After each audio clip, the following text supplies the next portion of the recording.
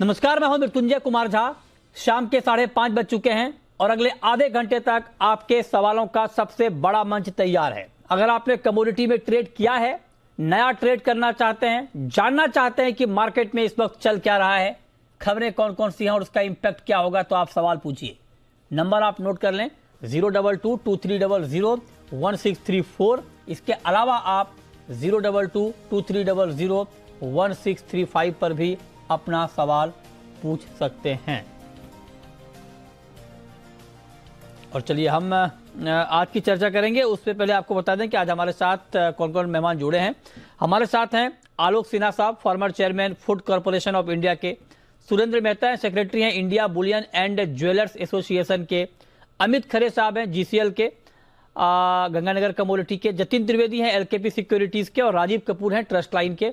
आप सभी का बहुत बहुत स्वागत है। और चर्चा की शुरुआत हम करने जा रहे हैं गोल्ड के साथ, क्योंकि गोल्ड की कीमतों में गिरावट बढ़ गई है। जैक्सन होल में फेड चेयरमैन की स्पीच से ठीक पहले गोल्ड की कीमतों में गिरावट बढ़ गई है। 300 रुपए से ज्यादा गोल्ड के दाम टूट चुके हैं। 51,400 के नीचे आ गया है एमसीएक्स पर गोल्ड। तो ये हम आपको बता रहे हैं इस वक्त की ताजा खबर। गोल्ड में गिरावट बढ़ी है, सिल्वर के दाम भी नीचे आए हैं, चांदी की कीमतों में भी गिरावट है। लेकिन सवाल ये है कि क्या फेड चेयरमैन की तरफ से कुछ ऐसे संकेत मिलेंगे जो गोल्ड के लिए निगेटिव होंगे, ये जानना समझना बहुत जरूरी है। और मेरा पहला सवाल मेहता जी आपसे यही होगा कि ये तो माना जा रहा है कि फेड ब्याज दरों को लेकर एग्रेसिव बयान फेड चेयरमैन की तरफ से हो सकता है, आ सकता है, लेकिन क्या यही इतनी सी बात है या कुछ और होने वाला है? कि मुझे ऐसा लगता है कि ये सारी चीजें ऑलरेडी डिस्काउंट हो गई है और अभी किसी भी सर्कमस्टेंसेस में मुझे नहीं लगता है कि 50 बेसिस पॉइंट से ज्यादा फेड जो इंटरेस्ट रेट है उसमें कोई 50 बेसिस पॉइंट से किया जाए। तो ऑलरेडी कोई बहुत बड़ा इसको नहीं मानता हूँ, क्योंकि यदि आप रुपए की चाल देखेंगे तो ये रुपया आज 80 के पार निकल गया था, इसीलिए शायद थोड़ी सी गिरावट गोल्ड प्राइस में आई है। अच्छा, दिखा रहा है। हाँ, आपकी आवाज ठीक तरीके से नहीं आ रही है, आपको दोबारा जोड़ रहे हैं सर। लेकिन राजीव जी आप बताइए कि ऐसे में गोल्ड में अभी करना क्या चाहिए? क्या रुक जाएं, एक बार क्लियरिटी आ जाए कि क्या भाषण है फेड चेयरमैन का? मतलब अभी के हिसाब से आपका क्या रिकमेंडेशन है गोल्ड पर?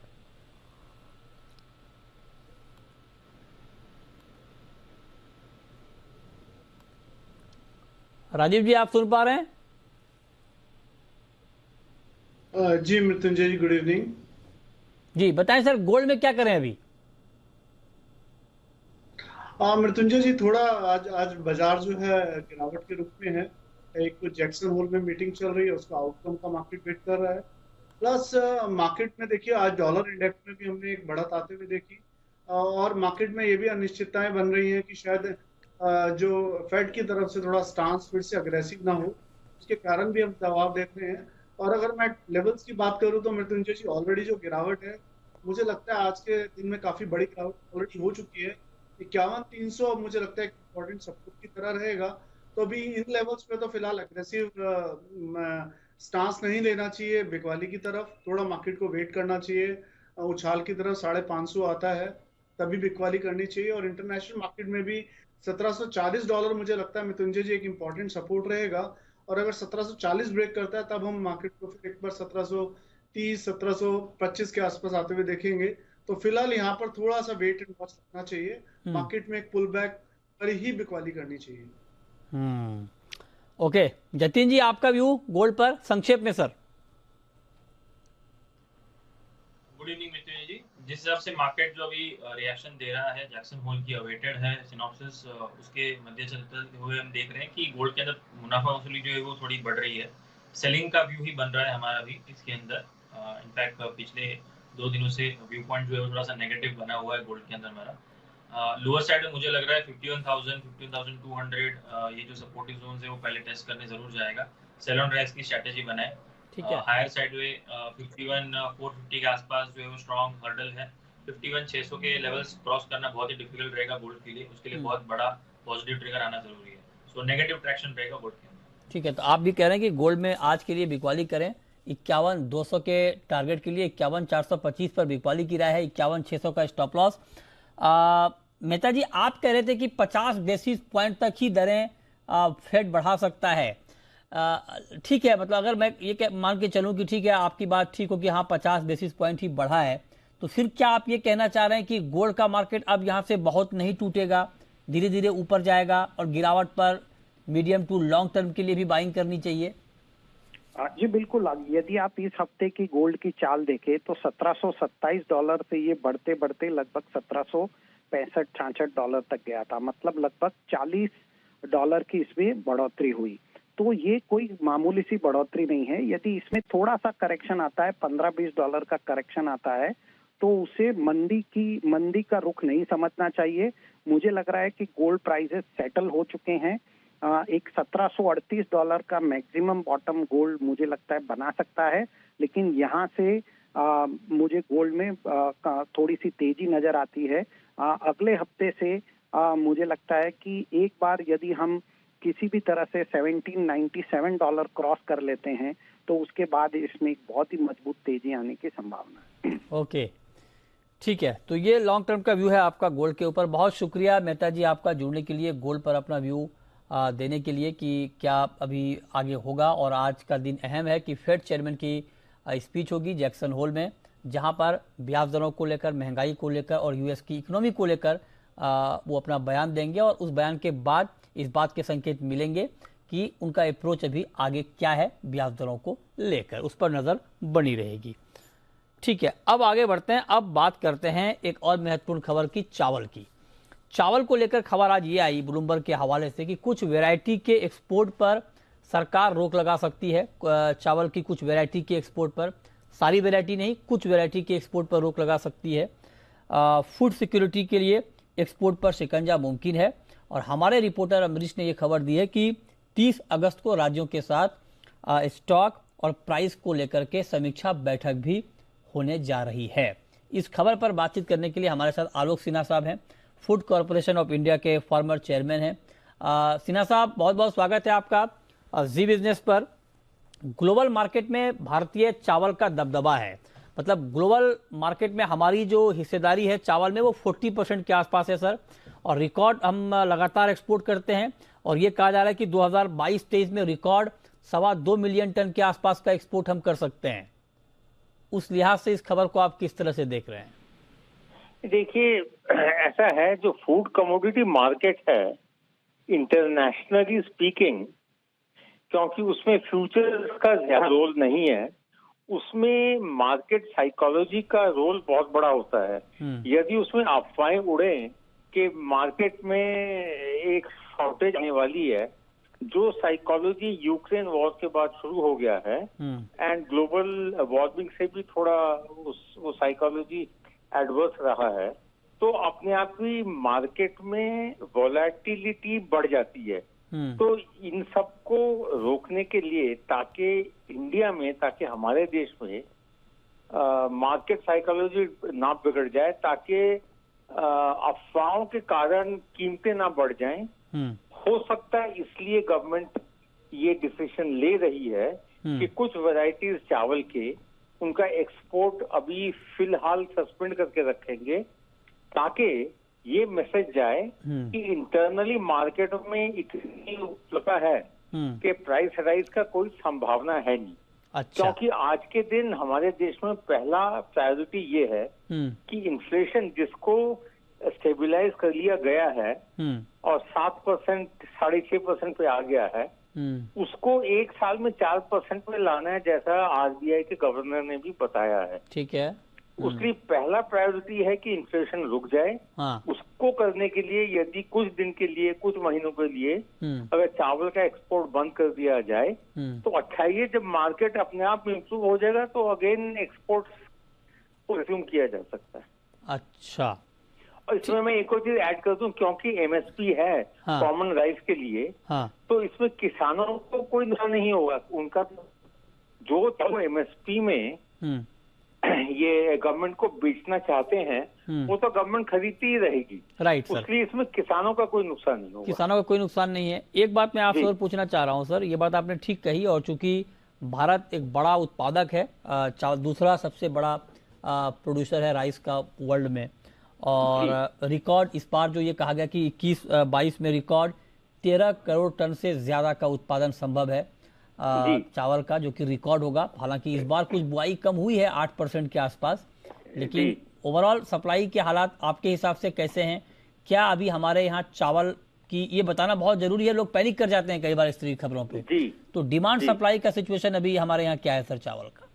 देखिए, डिमांड सप्लाई पोजीशन तो बिल्कुल ही सेटिस्फैक्टरी है। आप देखेंगे, अगर आप खुद ही जाएं बाजार में चावल खरीदने के लिए, तो चावल और गेहूं का कीमत उतना नहीं बढ़ रहा जितना कभी कभी शाक सब्जी का बढ़ जाता है। ठीक बात है, बिल्कुल ठीक बात। तो उसलिए अभी मार्केट में डिमांड सप्लाई सेटिस्फैक्टरी है, उसमें कमी की कोई कारण नहीं है। लेकिन अफवाहें कभी कभी उड़ती हैं, जैसे कि जब यूक्रेन चालू हुआ था और ये प्रतीत हुआ कि यूक्रेन से जो गेहूं इंटरनेशनली एक्सपोर्ट होते हैं वो नहीं होगा, तो इंडिया में भी ट्रेडर्स ने थोड़ा बहुत प्राइसेस को बढ़वा दिए, क्योंकि उन्होंने जो स्टॉक्स मार्केट में थे उसको कॉर्नर करने की कोशिश की। तो एक आखिरी सवाल आपसे, क्योंकि आप एक्सपर्ट भी हैं सर, आपके हिसाब से क्या वाकई कुछ वैरायटी के एक्सपोर्ट को रोक देना चाहिए अभी के माहौल में? देखिए, दो वैरायटी, स्पेशली कॉमन राइस का जो वैरायटी है उसको थोड़ा रोकना चाहिए। इवन बासमती को भी रोकना चाहिए, क्योंकि मान लीजिए कॉमन राइस को नहीं रोका और बासमती को रोक दिया, तो फिर अगर कॉमन राइस की कीमत अगर बढ़ जाए बिकॉज ऑफ मार्केट साइकोसिस, तो वो अच्छी बात नहीं। उसकी अभी, क्योंकि फिलहाल देश के अंदर कंज्यूमर्स को अवेलेबिलिटी के दृष्टिकोण से कोई दिक्कत नहीं है, उसलिए अगर थोड़ा बहुत एक्सपोर्ट को सस्पेंड कर दे 1-8 महीने के लिए, कोई दिक्कत नहीं है। बाद में आफ्टर 2-3 मंथ इसको अगेन रिज्यूम किया जा सकता है। अच्छा, ठीक है, बहुत शुक्रिया सिन्हा जी आपका जुड़ने के लिए और चावल की इस खबर पर डिटेल में बात करने के लिए। आगे बढ़ते हैं, अब बात करते हैं ग्वार की। ग्वार में लंबे वक्त के बाद आज बड़ी तेजी दिखी और 4% का ऊपरी सर्किट ग्वार सीड में और ग्वारगम में लगा है। बेतहाशा तेजी आई है, इसके पीछे की वजह क्या है, इस पर बातचीत करने के लिए हमारे साथ जुड़ रहे हैं अमित खरे, गंगानगर कमोडिटी लिमिटेड के। अमित जी, बहुत बहुत स्वागत है आपका। बुआई बहुत शानदार हुई है, फसल की कंडीशन अच्छी है, उसके बाद भी अपर सर्किट क्यों? जी मतलब थैंक यू, क्वेश्चन आपका बहुत ही बढ़िया आपने पूछा है। बिजाई नो डाउट अच्छी हुई है। राजस्थान में इस बार बरसात भी बहुत ही जबरदस्त हुई है, पिछले 15-20 सालों का रिकॉर्ड टूटा है। अब जैसे आज जो ग्वारशीट ग्वारगम में ऊपरी सर्किट लगा है, ये लगभग 1.5 महीने बाद लगा है। तो ये मौसम इस सीजन में अभी 2-3 दिन में जैसे मौसम का सुनना है कि डिले हो रहा है, तो अभी रिसेंट में ग्वारशीट ग्वारगम को एक बारिश चाहिए अभी 10 से 15 दिन के बीच में। अगर बारिश अच्छी हो जाती है तो फसल काफी अच्छी होगी। तो अगर अपन टेक्निकल लेवल्स की बात करें तो आज जो तेजी ग्वारशीट ग्वारगम में दिखाई है, उससे लगता है आगे 1-2 दिन तेजी रहेगी, लेकिन ओवरऑल स्ट्रक्चर इसका अभी हाल फिलहाल धीरे ही है। सिर्फ अभी 1-2 दिन का ट्रेड ही मैंने बनाया है।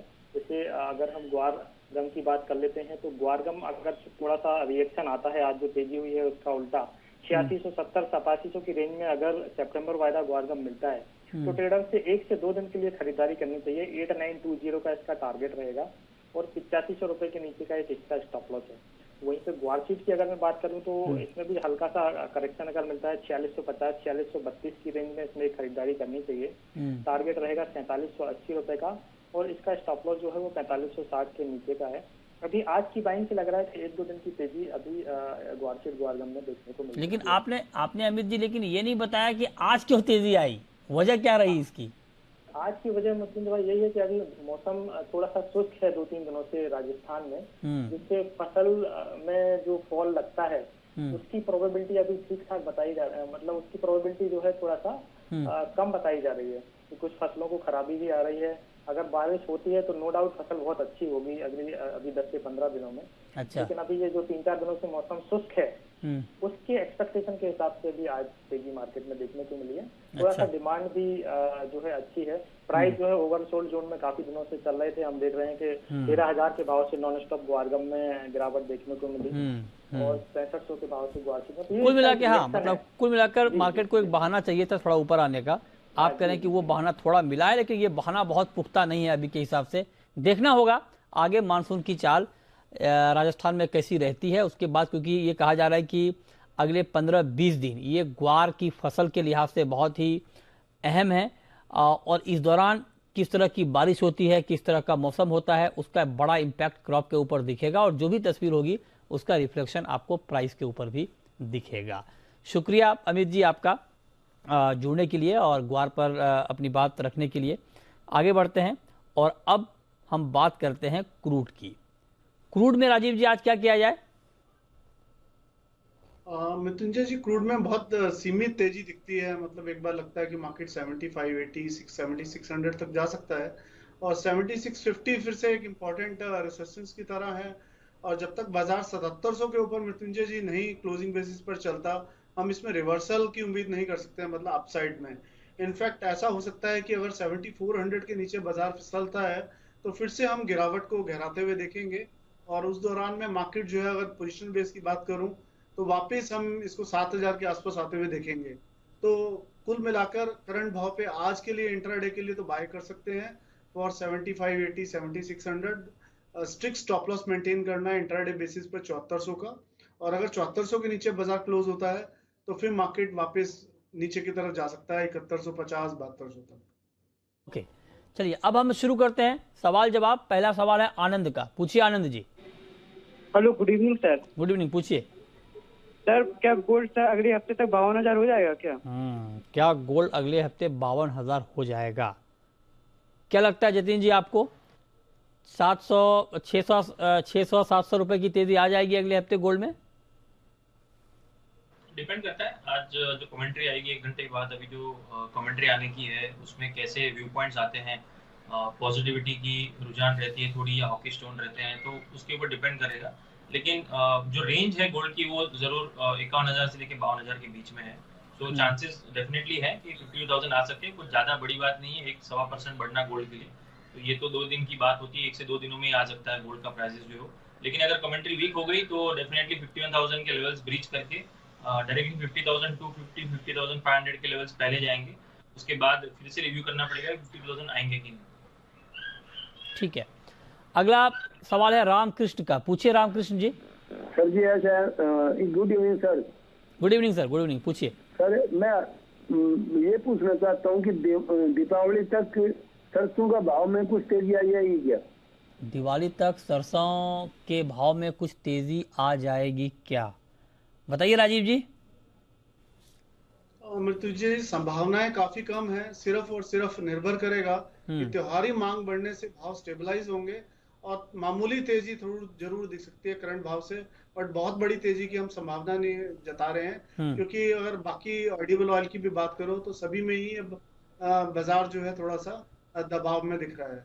तो थोड़ा बाजार में करंट भाव पे ठहराव दिखा सकता है और हल्की फुल्की तेजी सिर्फ त्योहारी मांग के कारण आ सकती है। ठीक है, राजेश हैं नेक्स्ट कॉलर। राजेश हमारे साथ जुड़ रहे हैं गुजरात से। पूछिए राजेश जी। आप सुन पा रहे हैं राजेश जी? सर आवाज आ रही है। मेरा सवाल है कैश के सीट पे मुझे 8,000 तक का लेवल दिख सकता है क्या 6 महीने में? 8,000 का? 8,000 का, हाँ। अच्छा ठीक है, क्या लगता है राजीव जी आपको 8,000 तक कैस्टर हम देखेंगे? मृत्युंजय जी, काफी रेंज में लग रहा है और जो दायरे का ऊपरी छोर है वो करीबन 7750 है। तो मार्केट अगर 7750 के ऊपर चलेगा तो डेफिनेटली 6 महीने में दिखा सकता है, बट अभी थोड़ी संभावनाएं कम लग रही है। मुझे लगता है आने वाले 1-2 महीने के लिए बाजार जो है एक दायरे में रहना चाहिए 7750 ऊपर में और नीचे में करीबन 7200-7300। अच्छा जतिन जी, एक बात आप जरा बताइए कॉपर पे। सर कॉपर में तेजी है करीब 1% के आसपास की, 680 के ऊपर है भाव। कॉपर में अभी बाय करना चाहिए क्या?